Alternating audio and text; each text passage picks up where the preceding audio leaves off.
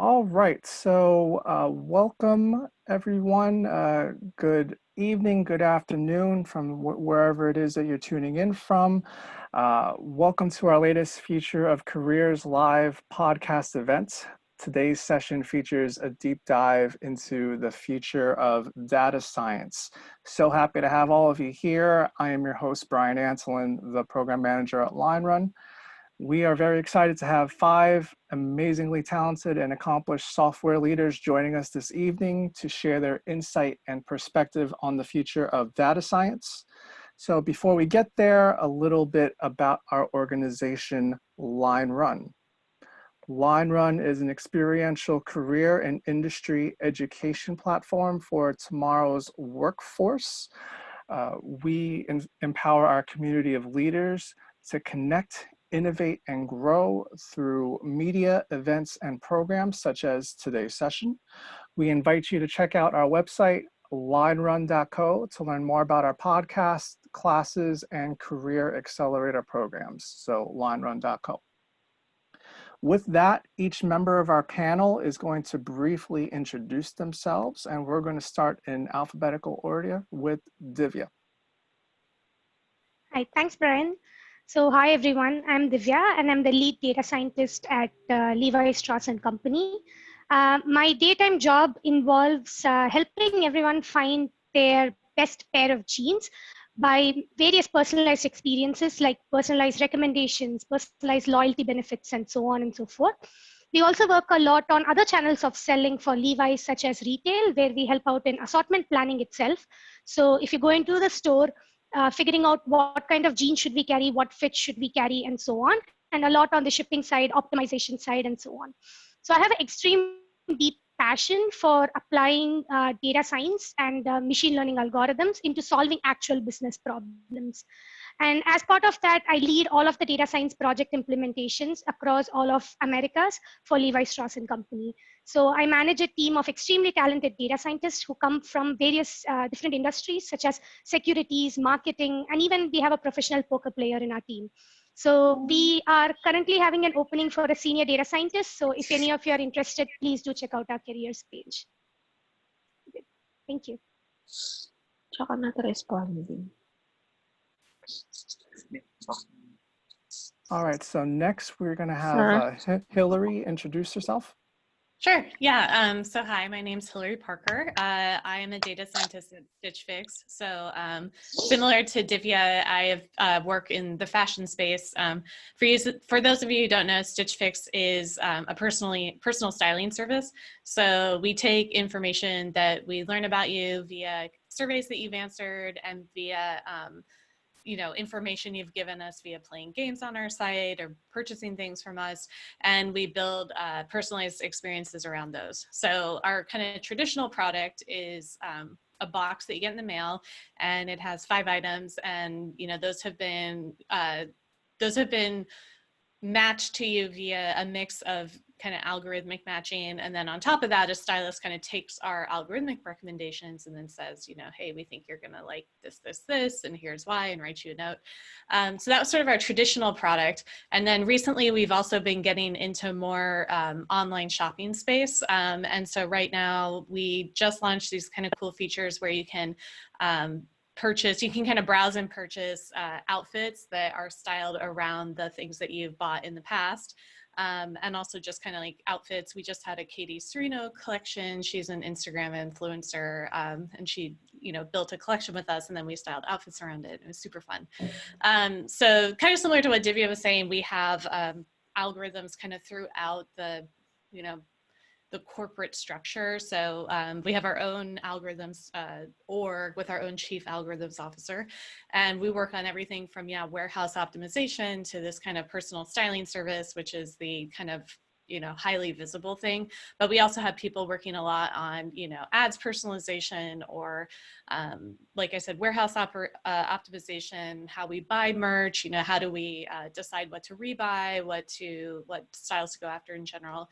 And so I focus on collecting the data needed to power these algorithms. So I've been working a lot with outfit data and like, how can we actually predict what goes together? And furthermore, what outfits would you like? You know, maybe there's something like a valid outfit, but it doesn't match you aesthetically. So yeah, we are also always hiring. We have a ton of work to do in this kind of online shopping space and in general. So yeah, please be in touch if you're interested.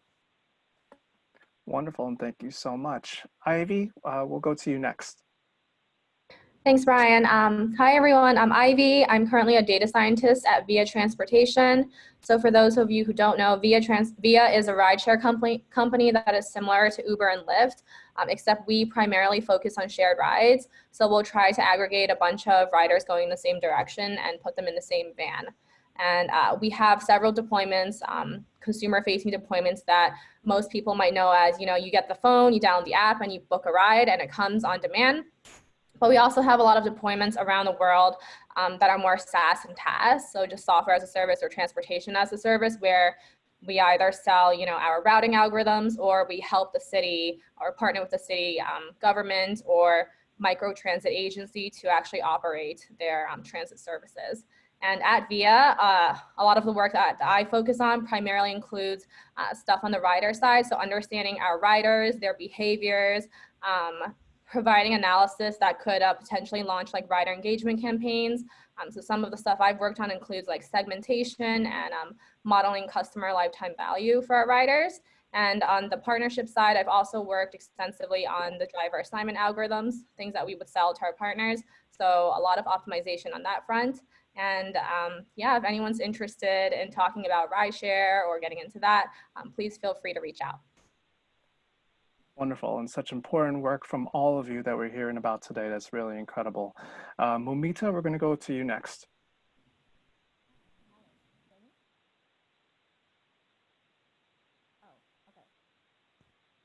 Hi, everybody. I'm Mamita Bhattacharya. I work in Etsy as a senior applied scientist. I tech lead the recommendation squad. Primarily, machine learning application in Etsy is kind of divided into two space. One is search and the other is recommendation. Across the platform, for those of you who don't know Etsy, it's a two-sided e-commerce platform where sellers sell unique items, handmade items, and buyers cherish and buy very unique items. Across the platform, there are tons of recommendation, whether it's on homepage, on cart page, on listing page. I power many of those algorithms. Recommendation algorithms. And prior to Etsy, I finished my grad school. I have a PhD in computer science, and there I kind of got interested in the machine learning space of recommendation specifically. Overall, the space of machine learning is in the application of recommendation is super exciting. We are doing ton of deep learning models, including sequence model, temporality, capturing users' temporal data, and just using algorithms to capture buyers' mission of what they're looking for on the platform and surfacing the most relevant items to them for their delightful experience on the platform. And feel free to reach out to me if you are interested in the recommendation space. Thank you. Wonderful. Thank you so much. And last but definitely not least, we have Sanjeet. Yeah. So hi, I'm a data scientist at Verizon. And so I basically work on analytics POCs that could be like two types. It could be like predictive or prescriptive. So predictive would be something like what might happen. Like simple example would be like forecasting what would be sales of iPhones. And then prescriptive is more like what might happen and what you should do about it. Like something like on top of it, how much we should put it inventory, like inventory optimization and all, to kind of also reduce the working capital while serving the customer at the same time. And prior to joining Verizon as a data scientist, I was basically a master's student of operations research at UT Austin, where I got the opportunity to intern at BNSF Railway, where basically I worked on a transportation problem. Wonderful. And again, can't thank all of you enough for being here and for taking the time to share what you're seeing in the data space. And now that we have a better idea of what each of you are working on and how you're really using data, I'd love to go to Hilary first on just how you're seeing your current work and outlook on data being affected, and how has it changed because of the global pandemic? Yeah, so obviously COVID has presented some pretty massive changes in online retail space, and especially with clothing, especially because so much of people's wardrobe is related to kind of what they wear when they're going out in the world, like their work wardrobe. You know, you hear a ton of people from Stitch Fix who sign up because they're looking to kind of up their work game. And so, yeah, like all across the board for e-commerce, you saw people really upweighting like, hey, work from home, like leggings and like athleisure and all that. And so we have similar efforts right now. And it's been really interesting. So in Fixes, you have this kind of human in the loop. It's a human in the loop problem where we have recommendations, they get served to a stylist, and then the stylist ultimately chooses what's relevant. So that's sort of a safety net for our algorithm, versus this kind of newer online outfit shopping experience. We don't have that intermediary.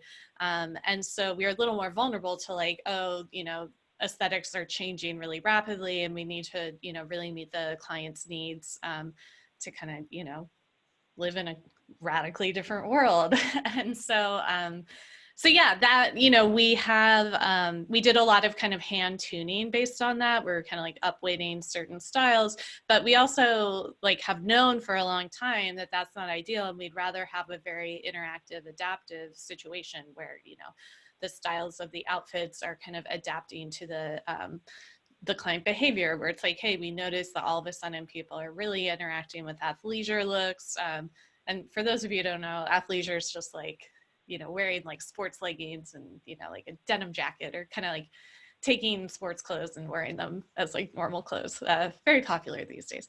So, so yeah, I think that it has been a really good opportunity for outlining where we're strong, which is being able to iterate quickly. I think that's one of the advantages we have over kind of like huge places like Nordstrom, where their data is like really disjoint, and you know, it's kind of like we were able to come in and sort of build from the ground up a data infrastructure. But then it also showed us where some of our weaknesses were, or just like, I don't even want to say weaknesses because this is a brand new thing. So it's just like, hey, those things that we were thinking would be really cool in a year or two, we really need to bring up sooner. So being able to adapt to like client behavior data more rapidly. And then also just being able to describe an outfit style and say like, hey, we know some things about, you know, we know that those are sports leggings, we know that's a denim jacket, and can we automatically classify this new outfit we created algorithmically as an athleisure outfit, and then populate it, you know, accordingly.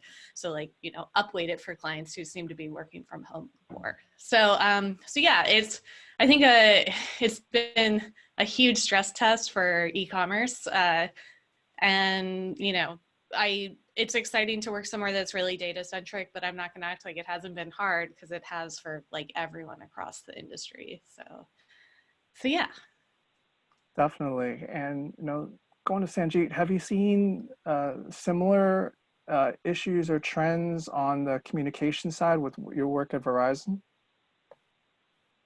So what I see as a trend would be like, in terms of data, would be like more focus on reducing costs. So more focus on something like prescriptive analytics. Like as we have seen over this year, a lot of like bankruptcies like Chesapeake Energy and all those. So kind of like a lot of organizations are now focusing on the ROI they get from data science. So they want to like reduce costs and also improve their efficiency. So I think like more push would be towards something that they can get some value out of. Great. And also I'd love to loop in Dhivya on what she's seeing.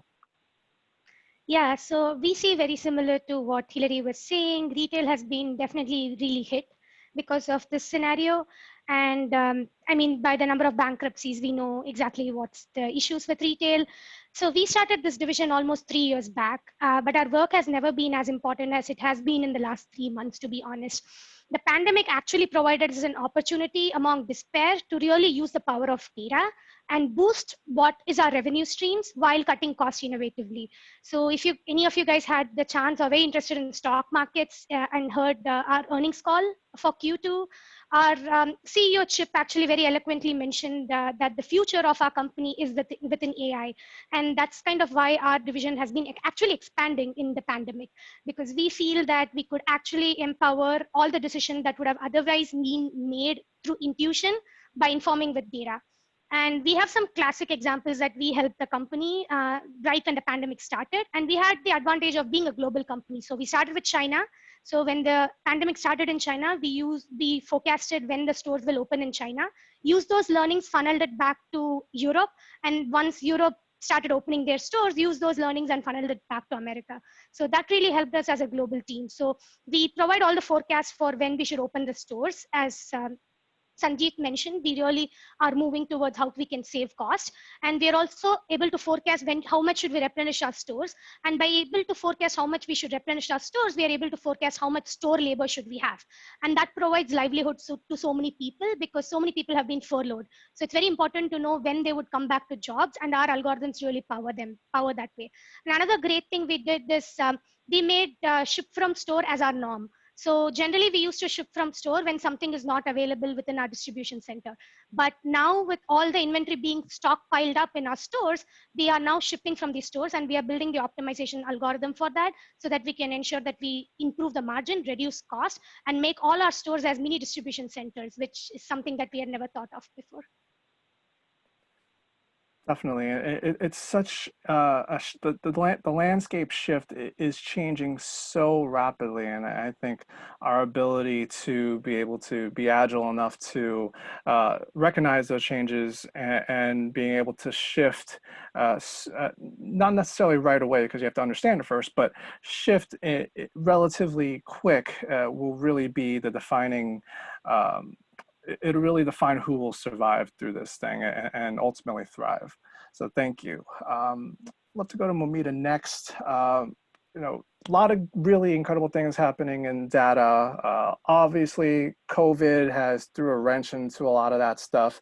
But if we were to take that part out and just focus on the things that you're excited about in data, or just focus on just one thing in particular that you're excited about, what would it be?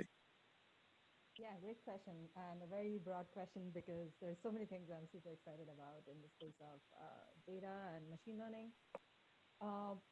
Overall, I think just in terms of data purely, the interpretability, like AI interpretability and extracting some actionable insight from whatever models we build, is a very is an area that we in the space of machine learning we have invested less time compared to building the most sophisticated model.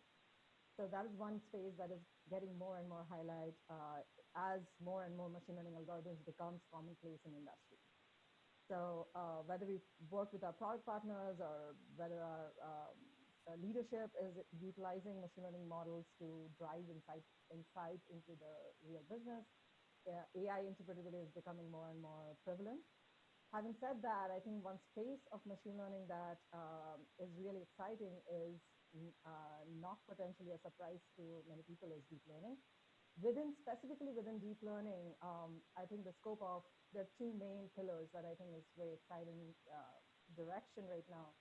One being sequence models. So all sorts of embeddings that we are able to learn today from multimodal data, whether it's text, whether it's image, and like really feed in all the relevant information from our products into a model, has kind of become like one step ahead because of this advancement in the space of deep learning, specifically around attention model and LSTM and many other image-based models that is able to give us numeric representation so that a machine can understand, but while capturing the correct kind of information content.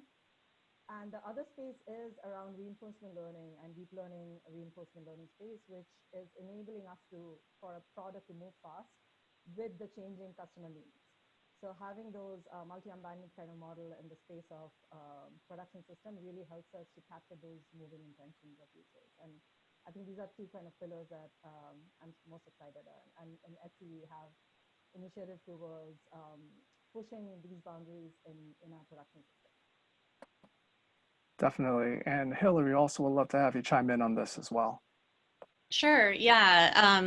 So yeah, what I find really exciting about the data science space is that I think that we're in kind of the Wild West when it comes to how to integrate machine learning products and data in general into products. So I should say machine learning algorithms into products.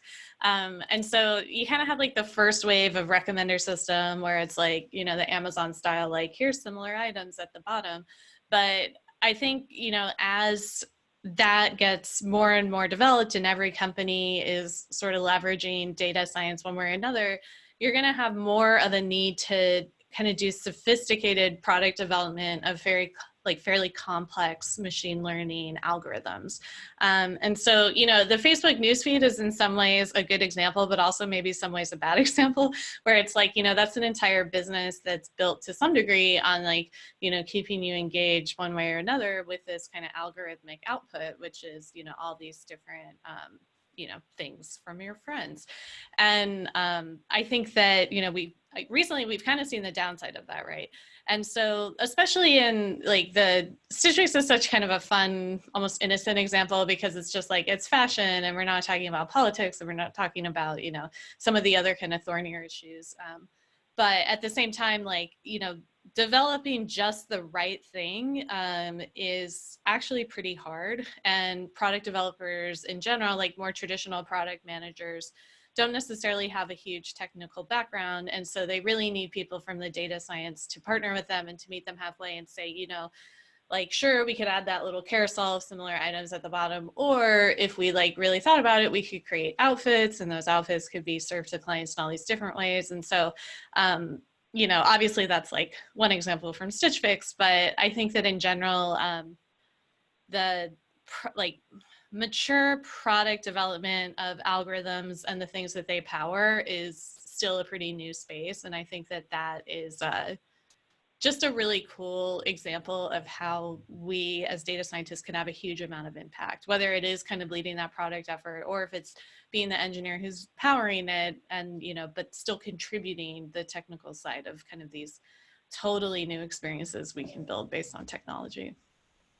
Having that impact is such an important part of just working in technology in general. And I know Sanjeet also wants to add a couple things. So I just want to add something to the interpretable AI that Momita was talking about. Like, there are like certain professors one is at MIT and the other at Duke University. They are trying to build in like interpretable models to kind of like solve problems. Like the one professor at MIT basically came up with a algorithm to have a more better performing decision trees that they call it optimal classification trees. And then there's another professor at Duke who's also like trying to come up with new algorithms. So rather than just explaining the model, like for a specific example, they are trying to come up with models that are themselves interpreted. Definitely. And, you know, people reading and interpreting and understanding data from different perspectives always adds to, you know, the overall learning and application. So definitely having an understanding of what's going on around you is helpful. And I love the fact that we're focusing on things that we love and things that we're seeing about data, but I also think it's important to also loop into the conversation things that people really don't understand about data and people, the misconceptions people have about it. So I'd love to loop in Ivy on if you had to choose one or two things that you wish people understood about data and the work that you do, what would they be? I think speaking from an industry perspective, I guess when I first entered, there's a lot of buzz around, you know, data science being, you need to be good at statistics. There's a lot of modeling involved and application of machine learning algorithms. And now I would say that after being in industry for around, I think 4 years, before I was at VIA, I was actually a data scientist in consulting and finance. I've realized that data science is very, very closely tied to engineering. So I would say that at my first job, you know, when I was working on data science projects for consulting clients, I actually didn't use a lot of GitHub and version control, and I didn't really have to productionize everything. But with every step of the way, you know, going to like a small hedge fund and then going to a startup environment, you do have to wear many hats as a data scientist. And even if you do end up building a model, it's really up to you to, you know, kind of push that model into production so that it can be used by the business teams. So while it's really important to, you know, keep up your skills in the like statistics and optimization and machine learning, it definitely helps to pick up a lot of engineering skills so that you can actually, you know, build the entire life cycle of like a data project by yourself, or you can at least help like the other engineers and product managers build it up for you. So just some technologies that I think are really important, you know, besides GitHub are like Airflow for task management that I've had to pick up, Docker, you know, things that you really need to be able to run things in the server so that things can be automated and you can actually get output frequently. And another thing to add is just if you're a data scientist in industry, you're probably working on some business problem. So I can't stress the importance of great communication skills. It's really necessary to be able to essentially, you know, distill your technical idea and your analysis into things that can be understood by the business. Because if you ultimately want to have impact on whatever problem you're trying to solve, you need to be able to explain exactly like how you're going to arrive at your solution and how they can implement, you know, your analysis. Definitely, and being that bridge between the business unit and the engineers is so helpful, especially when we're working together and no one seems to be understanding anything. I think being that data person that can help interpret and be quote unquote a translator is very helpful. Dhivya, I know you want to add. Yeah, I want to add to that. And as Ivy mentioned about communication skills, my point is also more on that. The most common misconception that I heard, especially when I joined Levi's, is that they all believed that machines can replace human intuition. So whenever we had a discussion with business, they would be like, well, I can see that this is how it should happen. Why can't this machine see and do that? So we have tried to explain that in a very different way. So we divided all our tasks into 2 buckets. We call them automating what humans possibly can't, things like recommendation systems, right? So we couldn't really have each and every recommendation that we serve on the website to be checked by someone and then put them on. So it really cannot be scaled. So it makes more sense to allow the machine to do the job. Whereas the other kind of tasks are there where we want to augment what humans are really excellent at by uncovering additional insights. And some example projects are things like assortment planning, right? So if you have to plan an assortment for the store, yes, the machine can go off of what is having highest revenue, but does that look good when you actually enter the store to have like 45 different trucker jackets because that's what will sell a lot? Probably not. So then it comes to the aspect of what they call commonly like visual merchandising. I should have some purples here because purple is in season. Whether that will sell or not, I don't care. We should have some of the purples there, right? So there we can give recommendations to our merchants and then they can make the call of what exactly should be stocked based on the recommendations we give. And our recommendations are very data oriented. So we could give them information that they could never have access to, such as how is e-commerce performing around that store area? What are the demographics that come and shop there? What do certain races of people like to shop, so that they could stock up more of those. And in this case, humans are completely in control of what they want to show, but machines help them to make that control. So that is the most common misconception we deal with. Definitely, and I think Hilary wants to chime in.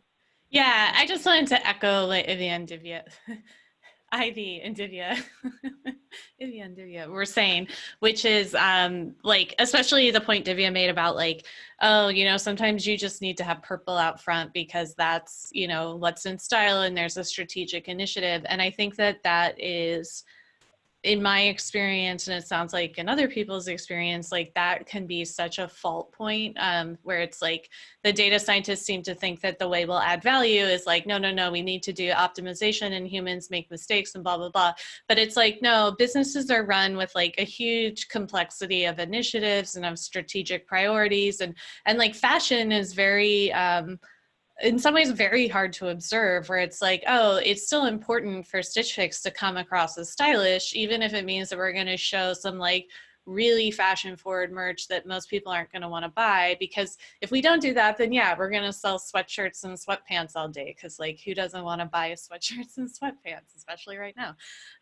So yeah, I think just having that kind of psychological flexibility where it's like, okay, as a data scientist, you are super focused on one problem and optimizing one thing, and that's great, and that has a huge amount of value, but also like cultivate the ability to empathize with your business partners and say, you know, I totally get why the marketing team needs to weigh in, and they have a different way of working than me. And so yeah, just the communication and kind of really trying to put yourself in the mindset. That's personally where I see many data scientists fail and start to have kind of toxic business relationships. So. Definitely.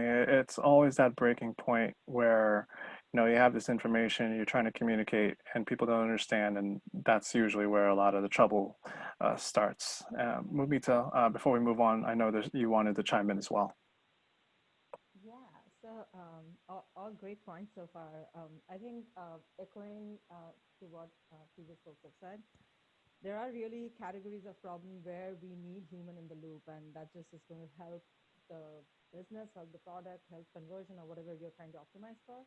And then there are problems that letting the data speak often leads to better results. So being able, as a business, being able to categorize those where really a machine learning model can do better than having the human in the loop versus when a human needs to be in loop. And let's not be arrogant by saying that, hey, let data do the talking, is super important. And that's the case that we practice in SE as well. And that's why I think data science and machine learning scientists is important to be good communicator and super good collaborators, because we need to work with product and business and communicate what we are seeing from results and be flexible to adopt if needed. Being flexible is so important, especially in this environment, but also just working in tech in general, you have to be able to adapt. So great point there. Sanjeev, love to go back to you on this next point, which I think is really relevant for a lot of our attendees and the folks who are watching this and who want to get involved in data. What skills or resources or self-education do you use to strengthen your perspective and to sharpen your skills in data? Okay. So I'll start with something like a basic, like reading an article related to data science on Medium. So every day when I start my work, I just read an article. So in the top itself, it says like 7-minute read, 3-minute read. So it kind of, I have that window to kind of read a topic, and it's basically just general description of that thing. It is not like, it doesn't go too much into the math. So it's basically just explaining the concept in general and how practically to apply it. And then apart from that, there are like recently a lot of conferences due to COVID have been canceled. So, like not canceled, but something not in person. So they have made a lot of them like free to look at, free to attend. So you could like go in, you don't get like a free pass for all the workshops, but you still can attend a lot of keynotes and all. So that is, I think, a good time right now to do that. And then again, there are like, and apart from that, I believe there are always, recently the Springer also like released a lot of books for free. And a lot of them were like data science and stats related. So you can also do that. Great points. Hilary, I know you wanted to hop in. Yeah, no, I mean, that's actually a really good point. So many conferences have opened up, and it's really, I mean, I know it's like a lot of hours in front of a computer screen right now, and I certainly have had trouble like dragging myself to like optional events sometimes. I guess this is one of them, but not that I had trouble, but you know what I mean. So yeah, I think that in general, like, taking advantage, you know, unfortunately, of this opportunity. I kind of hate even calling it that, but, you know, a lot has opened up recently. You know, to bring a little bit of a different angle, in terms of what I found most helpful for my specific path, I think that my data science education, again, it's like, it's kind of what Ivy was saying, where it's like, okay, you learn a lot of math and stats, and I have a background in academic statistics, but honestly, for me, what's been most helpful is actually kind of brushing up on, not even learning for the first time, a lot of kind of business fundamentals. So I actually subscribe to Harvard Business Review, and I engage in kind of like more organizational thinking, just because, again, we kind of have this unique business structure with a chief algorithms officer, and this field is so new that like ways of working aren't always ironed out. And so, yeah, in addition to kind of all the technical stuff, I think you would do yourself a favor as a data scientist to get some level of kind of business fluency. And then again, to echo what Ivy was saying, just like engineering skills are just critical, and coming from academic stats versus CS, you just didn't learn that in grad school and training in general. So yeah, like software engineering in general, also like DevOps, like operational, how do you set up workflows? How do you set up tests, and how do you notice when things fail?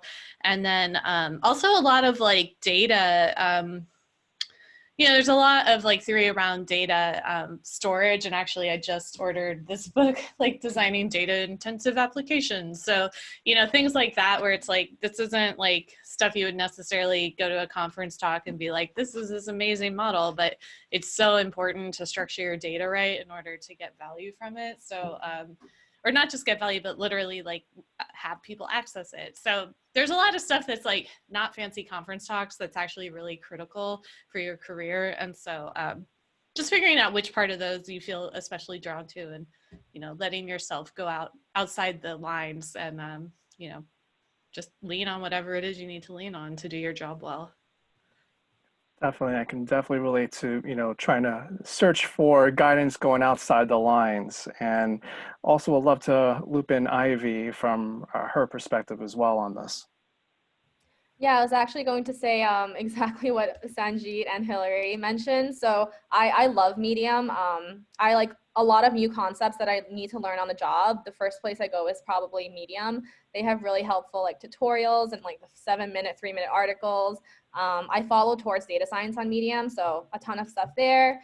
And then I actually wanted to mention that I actually think I'm solving or practicing solving consulting business cases is really important. It's very helpful to help you become like a good data scientist that solves business problems, because so you have all the hard skills, like you can work with data, you can, you know, build your own ETL pipelines, or, you know, build a model. But a lot of being a good data scientist as you go on is you need to help structure the problem, define the scope, identify the data sets you need, and even just help the business user create that business problem. And if you know, practice, you really, if you sharpen your business acumen by like reading these cases and learning how to think in like a logical and structured way, it'll really help you become more of like a leader in data science, like later on, because you won't be just taking orders on like technical tasks to do forever.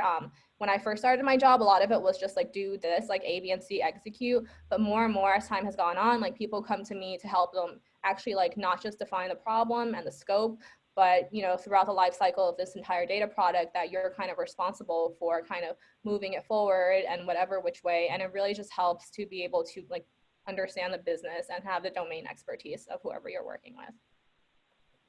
Definitely. And I think it goes back to what we were saying earlier, right? About understanding different perspectives and using your role as in data to be that sort of translator and to carry forward the message from one end, which would be the technical end, over to the business end, and trying to reconcile both sides with solution based in numbers. And that's the way that I see data, and I think it's something that all of you are really underlining with your insights tonight.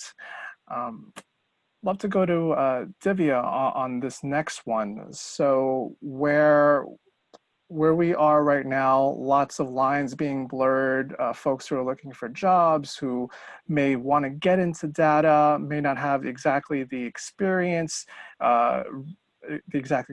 rooted in specific roles. But in your opinion, for professionals looking to expand their knowledge in data and apply it to a specific industry like retail, mobility, or finance, how could they take that step from generalist to a specialized data science expert? Yeah, actually, this is a question we get a lot as we interview people. And they typically ask us the same question, like, what is going to be my learning curve, right? How steep is it going to be if I need to come and move into industries?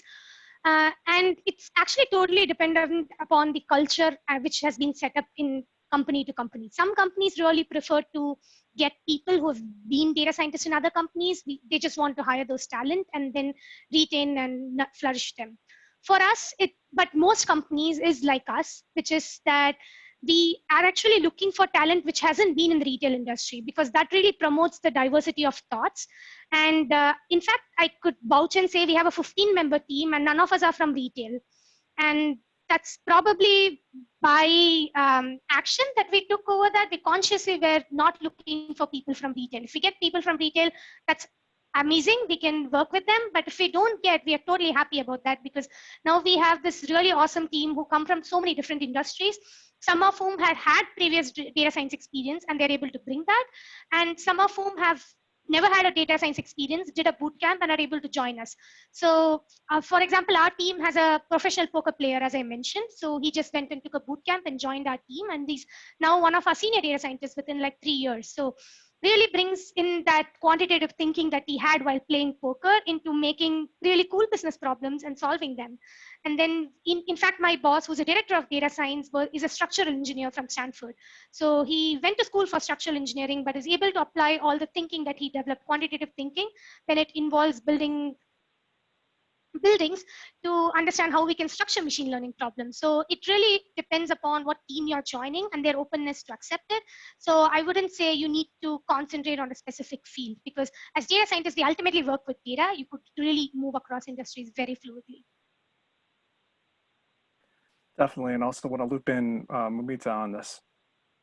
Yeah, I think industry is, I would say, in my opinion, industry is less having experience in a certain kind of application, aka industry, is less relevant in the context of data science and machine learning. It's more about exposure to at least one component, and the components could be whether you have the statistical background to understand the math well and you can pick up the engineering aspect, or whether you have the machine learning background to really understand optimization well and you're picking up the statistical skills or the development engineering skills, or whether if you've worked in industry somewhere else and building ETLs, building pipelines, but haven't had the chance to really apply the data science and machine learning aspect, you could pick that up while joining a team that has a different kind of application. So I think it's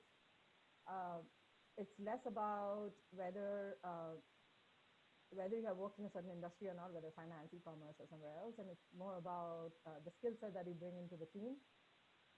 And with your prior experience and prior, not even experience in industry, prior knowledge from school, wherever you're going, you could definitely pick that up if you're motivated or interested. So my advice to newcomers would be, or people who are trying to get into the data space, would be to like pick up one skills, whether it's from your school or whether you're taking courses from Amburank or somewhere else. Pick up a skill set that you can contribute to begin with in a team, and then as you get the experience, you will pick up the rest of the skills. And something at the scale in real industry, when we work on really, really large data sets, we cannot get that skill in school, in academia, right? Like working with really big 60 million users or 40 million listings, I mean, that kind of scale is only possible when we need clusters that can handle that kind of data. And tools doesn't really have that kind of structure. So I think overall, just really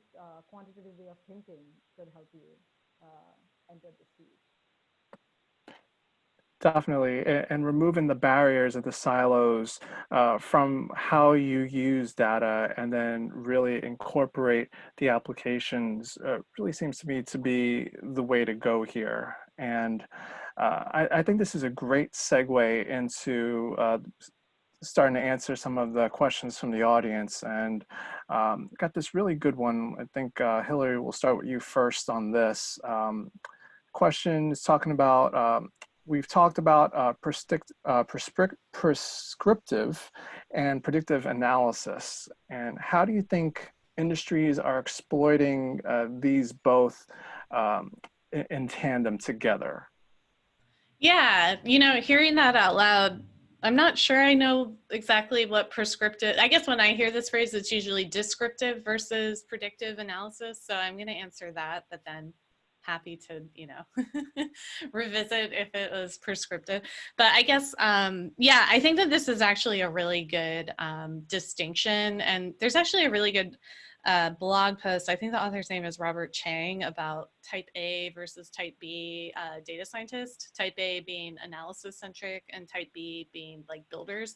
And so I think there's a lot of expertise in both, both are really important to businesses in kind of different ways. So like the type B builders are sort of more engineering focused, where it's like, hey, we're building out a new recommender system, and you'll probably need to spend a lot of time with like implementation details and setting up like, your SLA service level agreement with your users. So like, hey, this can't go down. If this goes down, people aren't getting the right search results, or they're not seeing the right close on the website. Versus type A is sort of analytics focused. So like, how are you extracting all the value you can from the user data that you're collecting one way or another, and how do you support making business decisions? And that is equally important, and also, again, like pretty nuanced, because there's a big drive to just want to do like, let's set up an A/B testing tool and then everything like falls from there. But realistically, kind of what Dhivya was pointing to earlier with some of the decisions around like, hey, like, how are we going to adapt to COVID and know when to open different stores? Like, that's a really unique problem, and there's no way you could have like preemptively built the right tool to answer that question. So it's a little predictive in that you're kind of building out a projection, but it's mostly going to be a problem of like analyzing, making some good calls, and kind of like a bespoke analysis versus like, oh, we set this up and now it's just going to chug along every day. So yeah, I think it's actually really important to be super clear when you're applying to jobs, and when you're thinking about, like talking with your boss about the work you want to do, to like really draw distinctions there. Every job will have a little bit of both, but I think that, titles that are more like analytics, data analyst, or if you're in the finance org, like there's little things you learn to look for that would indicate kind of this type A analyst versus type B. You'll see a lot of the job description. It'll probably be data scientist. You'll see a lot of the job description include like some pretty heavy duty engineering stuff. So yeah, I think I'm a big proponent of especially type A, like being really critical in that there's like principles involved with doing type A data science really well. And so, yeah, they're both important, basically, is the moral of the story. Definitely, and we'd love to loop in Dhivya on this. Yeah, so I totally agree with Hilary. It's a combination of both, actually. In my mind, the predictive part comes, and then the whole cycle is what we would call prescriptive, because once you even do a prediction, right, like we are forecasting what will be the traffic that comes to the store, there's a whole prescriptive component to it when we are going to communicate to the stakeholders, like what does it mean? So building a model is only about my boss always says every time after we build a model, we need to ask ourselves, so what, right? Because the so what is what is going to be important for the business. It's not about, I built a model that is like 98% accurate. So what, right? Like we need to be able to explain to our stakeholders so what behind it. So when we are building these forecasts, how we are going to break them down is when are we actually ready to open our stores? when will the store traffic be at a level that it was the same as last year, that we feel justified to open our store? And that becomes a prescriptive part. And the previous part was the fun and cool part. Now we have the prescriptive part. It's very important as data scientists that we enjoy both these parts, because if you enjoy one of them, then yeah, it would be great as a IC, but as you go up the ladder, it's very important to enjoy both the parts of it and be sure that you're able to mentor other people into enjoying both of them, because both of them comes with its rewards and its punishments. So I would say it's both equally important in this job. Great. And also, Sanjeet, I think you wanted to also chime in. Okay. Yeah, so I agree with Dhivya on this, like in terms of how the prescriptive comes into the process. And so one example I would like to give in for our case would be like, we try to convert a reactive process into a proactive process. So sometimes like even before the customer calls in with an issue, we would identify the issue and then we'll try to get the optimal solution to that, like finding like what is the best solution. And also like in times like these, when we want to reduce the number, like we want to reduce the number of texts that go into your house and do the work for you, because we want to reduce the human contact. We have come with like good ways to kind of reduce that, to kind of identify where exactly the issue is, and then kind of take actions on that. Great. And moving on to our next question. I think we'll go to Ivy first on this. Do you see a future where companies share data with each other rather than silo it for themselves? So I know that there are a lot of concerns on privacy on this, but do you see a more concerted effort amongst other different companies to really share information and data?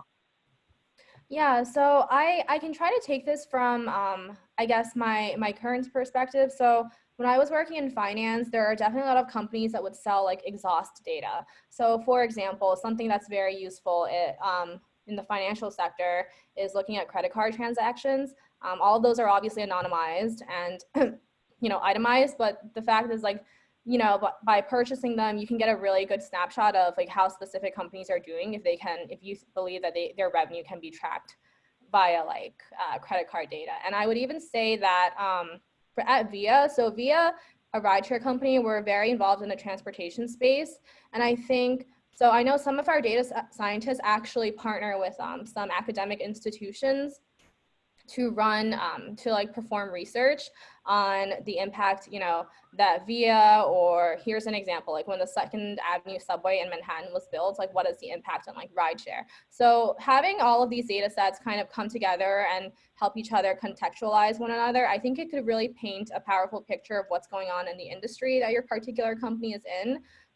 So I definitely think there is a future. I know there's a lot of privacy concerns, so I can't really speak for like each company, but I can say like from like at Via at least, when you take our internal data and pair it with, let's say like, public transportation data, it could really help you get an understanding of like who your customers are and what are they using like your product for. And it could help you understand like what potential other opportunities there are to increase your like products and customer base. Definitely. And also love to loop in Hilary on this. Yeah, I think I'll probably represent like a controversial view within the data science world, which is that I'm a big proponent of sort of, I think we lose the like scientist aspect of our title a lot, where it's like, hey, in order to like really get value from data, you have to understand the data generating process pretty well. And so if you go to like a group of biologists, like they really care about, hey, we want to do this experiment because we really want to know this thing about, cancer, or about like these like, I don't know, three-toed frogs or whatever. And so like the data is serving a purpose for them, and they're like going out and designing the experiment and going after that data. And so they understand how like precious every data point is. They did the experiment themselves, so they know all the like nuances in the data. And then like there's not, I don't know, it's a very different attitude than data scientists, at least kind of aggregate data science attitude, I would say, which is kind of like, oh, the data's there. What can we do with it? How can we play with it? And so I actually think that that disconnect between data generating process and then the data scientists using that data can be like, it can render things pretty useless sometimes. So like, you know, like you'll see kind of data science competitions like Kaggle where people sort of play around with the data set and then they'll come to a conclusion that if you talk to the field experts, they're just kind of like, duh, like we knew that all along.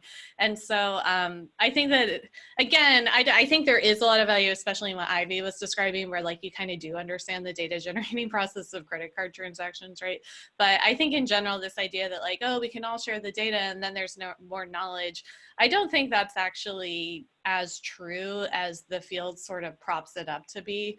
And then in Stitch Fix's example, like, you know, our client data is like very precious to us, right? Like it's like, it's extremely personal where it's like people's heights and weights and what they like and what they want to flaunt and what parts of their body they're self-conscious about. So like we would never in a million years, like, you know, want to open up that data to anyone. And then for us, again, like it's our business advantage that we have this data. So we're not going to share it for that reason too. So I guess I want to caution that this idea, like the kind of like democracy, like let's all throw it in. And I say democracy is like kind of like the democratic, like everyone should be able to play with data.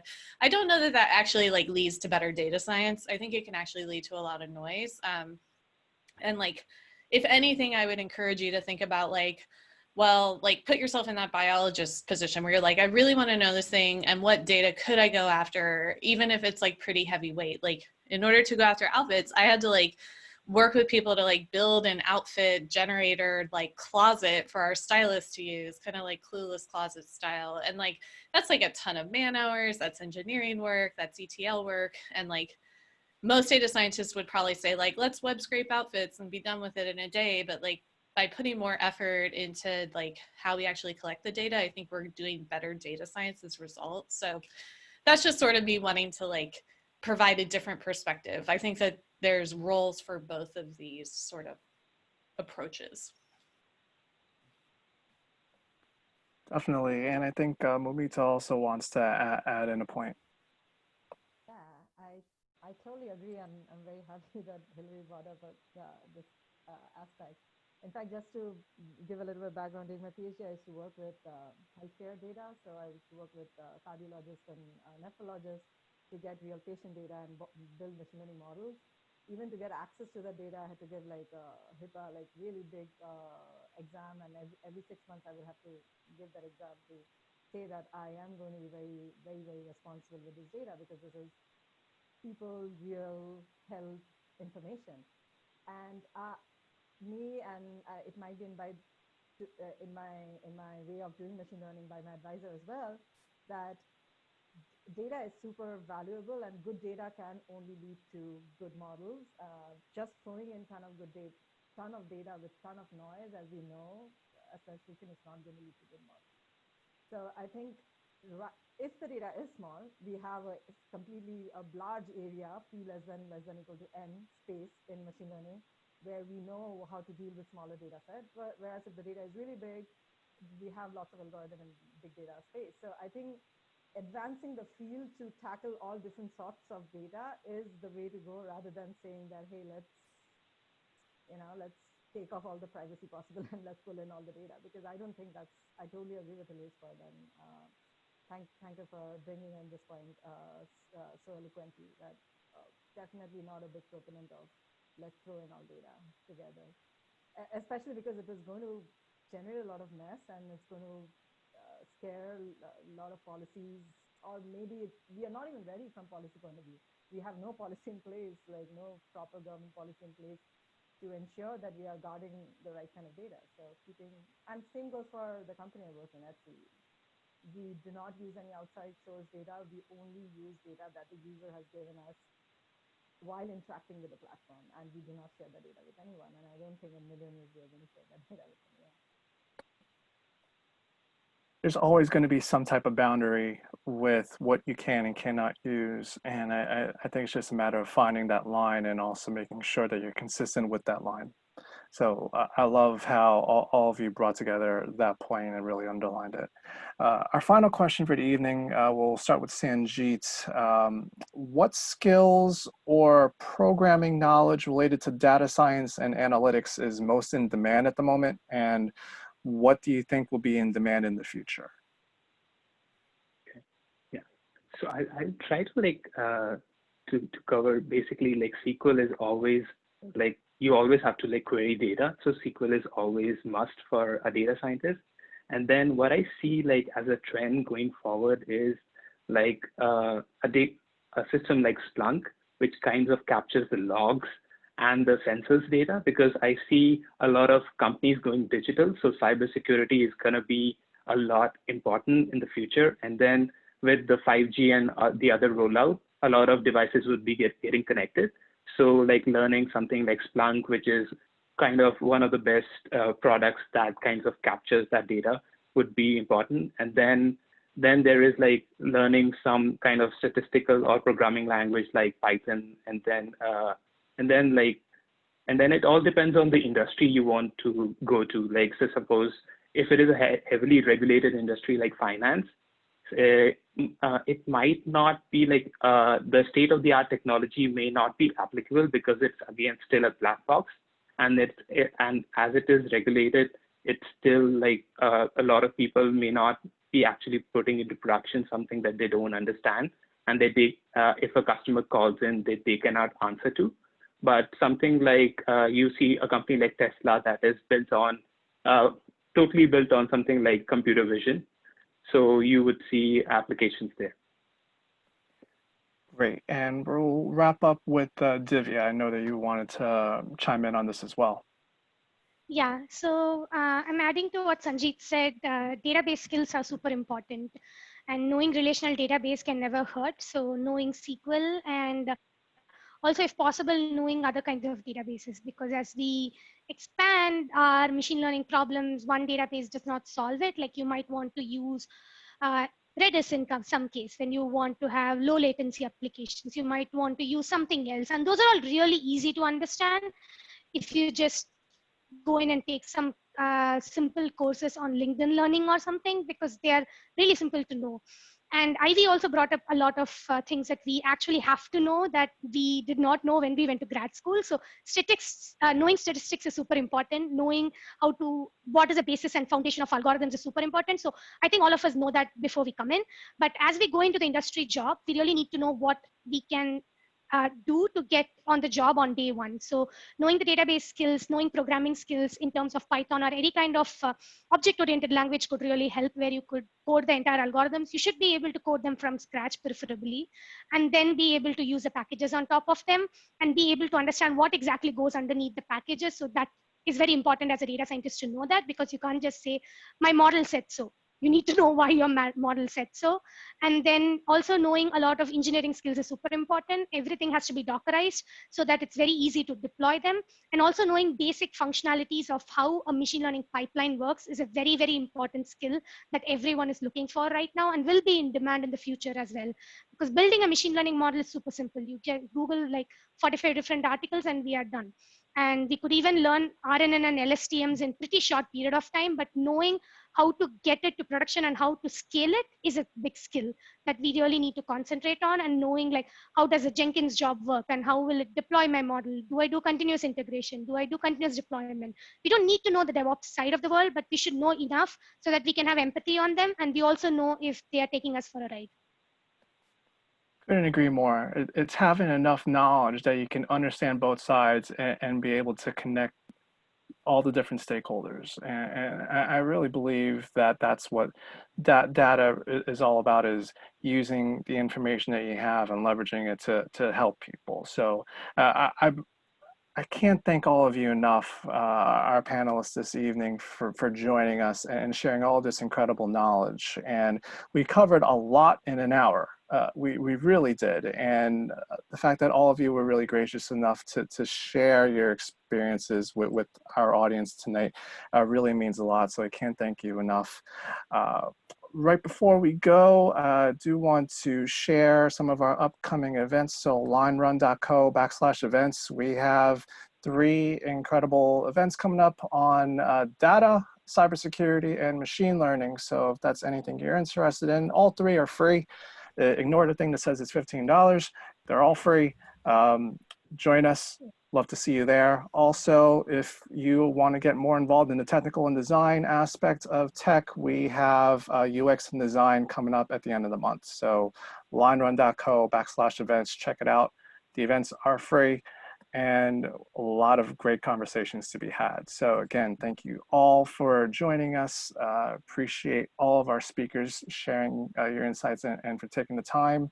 And for those of you who are part of the community, we'll see you next time. And for those of you who aren't, please join us. Love to have you, love to learn with you and also help you on your journey. So have a good night, everybody.